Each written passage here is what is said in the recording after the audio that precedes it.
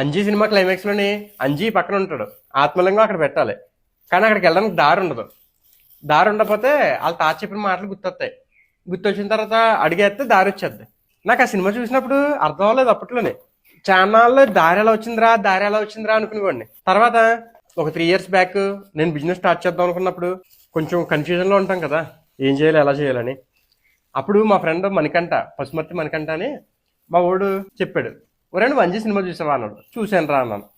Anji cinema క్లైమాక్స్లోని అంజీకి అక్కడికి వెళ్ళడానికి దారి ఉండదు, ఆ సీన్ గుర్తుందా అన్నాడు. గుర్తుందిరా అన్నాను. అప్పుడు దారి ఎలా వచ్చింది అనుకుంటున్నావు?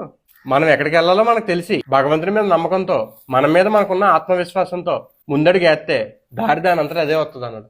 ఎంత గొప్పగా చెప్పాడు అనిపించింది నాకు. నిజంగా ఆ మాటతో నాకు చాలా కాన్ఫిడెన్స్ వచ్చింది.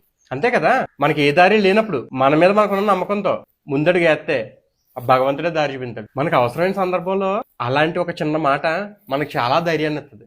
అందుకే అంటారు మాట సాయం చాలా గొప్పదని. భగవంతుని నమ్మి నడక సాగించు, ఆ దైవమే దారి చూపుతాడు.